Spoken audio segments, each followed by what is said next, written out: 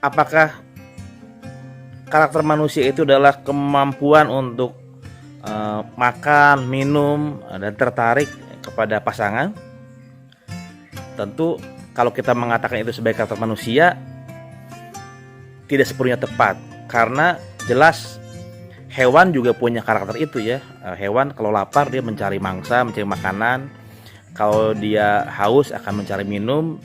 Kalau musim kawin ya dia juga akan mencari pasangan. Jadi kalau kita mengatakan itu sebagai satu karakteristik yang khas manusiawi, tidak sepenuhnya tepat juga.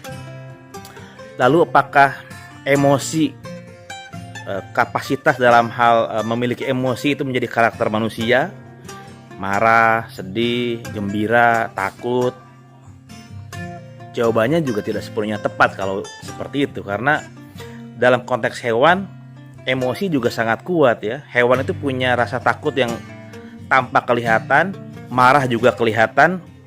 Jadi kalau dia melihat objek yang memang mengancam keselamatannya, dia kelihatan sekali ya takutnya gitu. Atau ada pihak lain yang mungkin akan merugikan miliknya, mengancam anaknya, bisa jadi malah yang bersangkutan marah gitu. Jadi kalau kita mengatakan marah, takut, dan jenis emosi yang lain itu adalah menjadi khas manusiawi, sebenarnya tidak khas manusiawi, dia dalam hewan juga ada.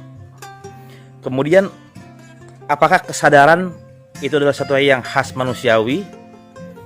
Sebenarnya dalam hewan juga sudah ada kesadaran ya, karena hewan itu mengerti satu objek, apakah objek itu membahayakan atau tidak. Kalau dia ketemu, kalau membahayakan misalnya, dia akan mengetahui objek itu apakah perlu lari atau dilawan. Kalau dilawan, apakah dia akan menang atau kalah. Hewan punya kesadaran tentang objek-objek gitu. Nah, kalaupun dikatakan manusia punya karakteristik yang khas yang membedakan dari wujud-wujud yang lain yang sudah disebutkan, kita bisa sepakat bahwa manusia itu punya kekhasan yang disebut sebagai kesadaran diri ya.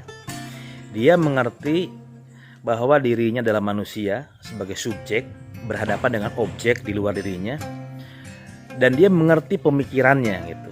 Makanya dalam konteks manusia bisa merefleksikan pemikiran berhadapan dengan objek, manusia bisa memunculkan apa disebut sebagai pengetahuan ya. Jadi pengetahuan yang kemudian direfleksikan, dikembangkan, sehingga dalam manusia bisa ada yang disebut sebagai pengetahuan ilmiah atau ilmu itu.